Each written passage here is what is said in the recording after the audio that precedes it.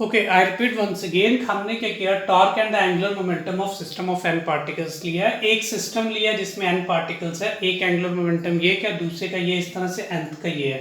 तो total angular momentum is given by this, सभी को सम किया और इसको समीशन की फॉर्म में लिखा। This is equal to summation I is equal to 1 to n Li. What is angular momentum? It's a product of linear momentum to perpendicular distance. Now you can substitute the values. हम क्या करते हैं बेटे, इसको differentiate कर देते हैं with respect to t। तो हम क्या करते हैं, dl by dt this is equal to d by dt summation I is equal to 1 to n to common care first as it is, differentiation of second plus second as it is, differentiation of first आपके पास ही आ जाएगा, right आपके पास। Now इसको हम लोग open करते हैं। This is equal to i is equal to 1 to n i r I cross D P i by d t plus what is momentum, it's the product of mass into velocity. What is rate of change of displacement, this is again equal to velocity. Same vectors का cross product जो होता है वो आपके पास 0 होता है। जब आप लोग पुट करोगे तो आपके पास that is D L by D T this is equal to summation I is equal to 1 to n are I cross D P I by D T.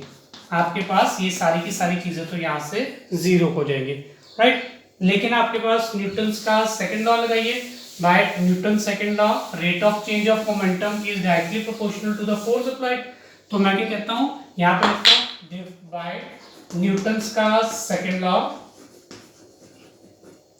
Rate of change of momentum is directly proportional to force applied, right. अगर ये ith particle के लिए तो ये है। Now put in this equation, therefore dl by dt this is equal to summation I is equal to 1 to n ri cross fi। अब ये जो आपके पास total force acting on the ith particle क्या है, जब सिस्टम में आपके पास ith पार्टिकल क्या है, जिस total force is the sum of internal forces and external forces. मैं क्या करता हूँ, इसको इक्वेशन नंबर 1 दे देता हूँ।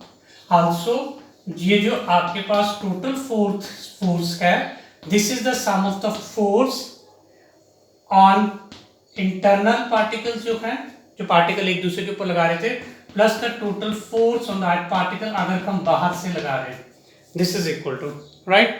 लेकिन जब पार्टिकल रैंडमली मोशन में होते हैं तो एक दूसरे के इफेक्ट को वो कैंसिल करेंगे, तो उसके कारण जो इंटरनल फोर्स होगी वो आपके पास 0 होगी, क्योंकि एक दूसरे की फोर्सेस के इफेक्ट को ये कैंसिल करेंगे।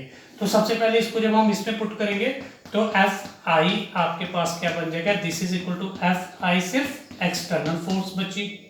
आप क्या कीजिए, इसे क्या कीजिए, पुट 2 इन इक्वेशन नंबर 1। जब हम इक्वेशन नंबर 1 में पुट कर रहे हैं तो मेरे पास ये आ जाएगा, this is D L by D T this is equal to summation I is equal to 1 to n are I cross F i कौन सा है, एक्सटर्नल फोर्स आपके पास, राइट।